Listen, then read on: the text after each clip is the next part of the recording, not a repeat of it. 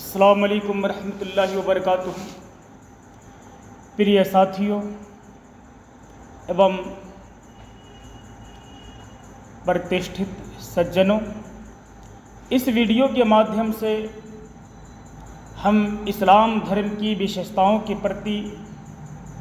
आप श्रोताओं को अवगत कराना चाहते हैं।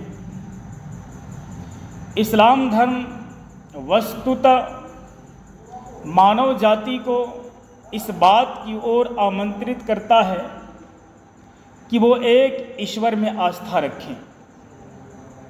क्योंकि इस्लाम धर्म का मूल सिद्धांत ही इस बात में निहित है कि एक ईश्वर पे ईमान लाया जाए जो समस्त संसार का निर्माण करता है, जो पूरे जगत का संचालन करता है। इस बात पर ईमान लाया जाए, इस बात पे आस्था रखी जाए कि वही पूजने योग्य है, वास्तविक रूप से उसी का व्यक्तित्व है जिसकी पूजा की जा सकती है, और उसके अतिरिक्त जितनी भी वस्तुएं हैं उनको पूजना किसी भी दृष्टि से उचित नहीं है। यदि कोई व्यक्ति एक अल्लाह के अतिरिक्त किसी अन्य वस्तु, किसी अन्य पशु, जीव जंतु तथा किसी भी प्रकार की किसी वस्तु की पूजा करता है तो नरक में जाने का हकदार होगा और उसे कभी भी स्वर्ग प्राप्त नहीं होगा। इस्लाम धर्म अपने अनुयायियों को इस बात पर भी आस्था रखने की आदेश देता है कि इस संसार में जितने भी संदेष्टा आए हैं उन सब ने एकेश्वरवाद की शिक्षा प्रदान की, और उन सब संदेष्टाओं पे आस्था रखना इस्लाम धर्म के मानने वालों के लिए परम आवश्यक है। इस्लाम धर्म इस बात की शिक्षा देता है कि मरणोपरांत इंसान को दोबारा जीवित किया जाएगा। मरणोपरांत उसने जीवन में जो कुछ भी कार्य किया है, चाहे पुण्य किया हो या कोई गुनाह का कार्य किया हो, कोई जुर्म किया हो, उसके प्रति उससे प्रश्न पूछा जाएगा। इस्लाम धर्म इस बात की ओर हमें आमंत्रित करता है, अपने अनुयायियों को इस बात की ओर आमंत्रित करता है कोई इस बात पर आस्था रखे कि इस संसार में अंतिम संदेष्टा के रूप में इस संसार के अंतिम संदेष्टा मोहम्मदुर रसूलुल्लाह सल्लल्लाहु अलैहि वसल्लम आए, जिन्होंने हमें ये शिक्षा दी, जिन्होंने हमें ये ज्ञान प्रदान किया कि एक दिन हम मर जाएंगे, हम अपना देह त्याग कर देंगे, हमारी मृत्यु हो जाएगी,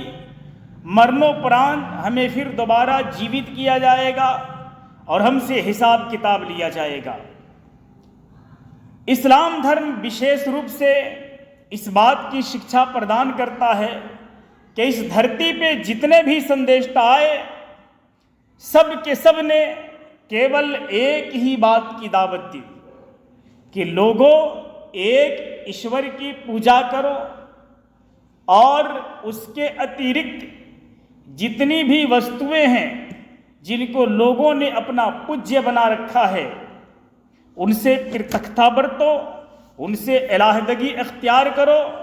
उनकी पूजा तर्क कर दो, क्योंकि उनकी पूजा करने से हानि है, संसार में भी तबाही होगी और मरणोपरांत जो जीवन है वो भी तबाही का शिकार हो जाएगा। यही बात जीसस क्राइस्ट अर्थात ईसा अलैहिस्सलाम ने भी अपने अनुयायियों को बताया और कहा कि ए मेरे मानने वालों, ए मेरे अनुयायियों, ए मेरे followers, try to worship your lord who has created you and created me also,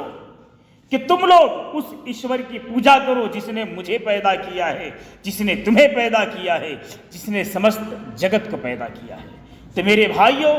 इस्लाम धर्म की जो विशेषता है वो यही है कि मानव जाति स्वयं को ईश्वर के समक्ष समर्पित कर दे।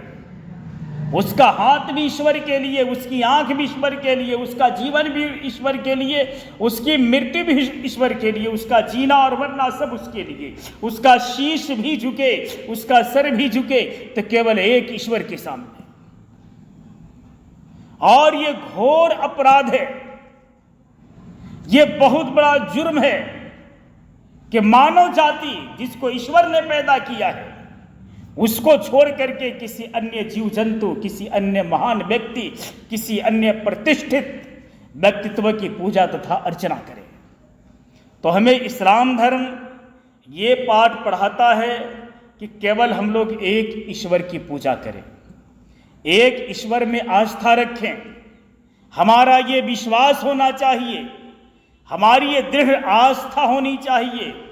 कि इस जगत का संचालन करने वाला, इस संसार की रचना करने वाला, इस ब्रह्मांड को बनाने वाला, इस सृष्टि को चलाने वाला केवल एक और एक अल्लाह है, जो हमारा ईश्वर है, जो हमारा परम परमेश्वर है, जो हमें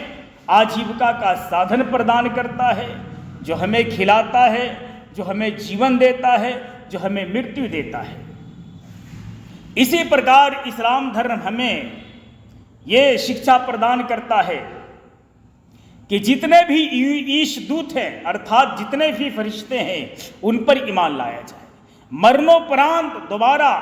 उठाए जाने पे ईमान लाया जाए, इस बात पर आस्था रखी जाए, इस बात पर विश्वास रखा जाए कि एक दिन ये संसार फना हो जाएगा, ये जगत नष्ट हो जाएगा, तत्पश्चात ऊपर वाला हम लोगों को पुनर्जीवित करेगा और उसके बाद मरणोपरांत हमें दोबारा